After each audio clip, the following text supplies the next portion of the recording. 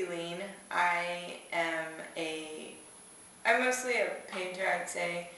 I grew up in Taiwan, but I have spent the last 10 or so years moving around a bit. So when you make art yourself, do you think about your own background? In terms of yeah, all the time actually. I think so. Okay, so I think one of the things that I think about all the time, and I think is something that I'm trying to do with my paintings, I don't know if they're successful or not, is really trying to figure out what images mean, you know? Mm-hmm. You know, I've been looking at, I think being in Berlin and then looking at a lot of images from all these houses that are abandoned, and Mm-hmm. Berlin has a lot of that as well, Mm-hmm. and that's going on in the US as well. There's almost this recognition of something that you can't really tell what it is, but it's just sort of recognition of feeling, I guess. So that is important to me. And when you start a painting, do you have an idea in advance, or do you just start or collect? How does your... It really depends, I think. Sometimes it just, I usually have a couple of things going on at the same time, and that's helpful because they end up having certain things in common, or they end up having some kind of conversation with each other. But you say that you sometimes take images that you see somewhere and try to put them in your paintings. Uh-huh. What kind of things? Where do you find them? So anything from, art history, paintings that I like, to, snapshots. I mean, sometimes I'll be looking through my friends' Facebook pages, and I'll be like, oh wow, that's a great image, and sometimes creepily I want to steal that image and put it in my paintings. And I think I've done that before. How does that do anything to your creativity, that you're literally down the hall from other creative people? Yeah, I think so.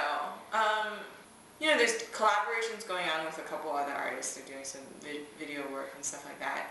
And it's hard to collaborate as a painter, but I've thought about even, just doing things with other people, it's just I'm always really jealous of musicians who are oh yeah, let's play together, because they can just do that, whereas it's really hard to be hey, do you want to paint together?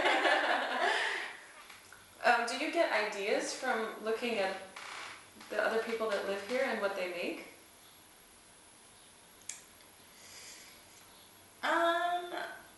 I think I will. And and when I say that, I think that sometimes ideas come. I don't know if this is true for everybody, but I suspect that it might be true for a lot of people. But I think that sometimes things come about in a retrospective way. Mm-hmm. So I guess I just need some kind of energy. I'm also just one of those people. So you need kind of people in your direct environment that are also motivated and working, and then you kind of get that vibe. Yeah, or not just that, but I think that, even if it's not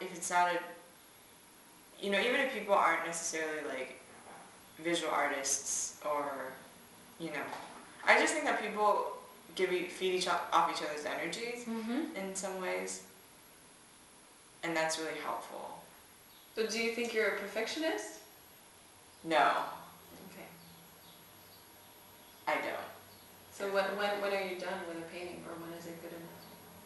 I guess sometimes you just kind of know, Mm-hmm. But it's and I think it's hard when, I don't know if I've ever, I've been happy about things I've done, or I've been happy with results and stuff, but I've always been somebody who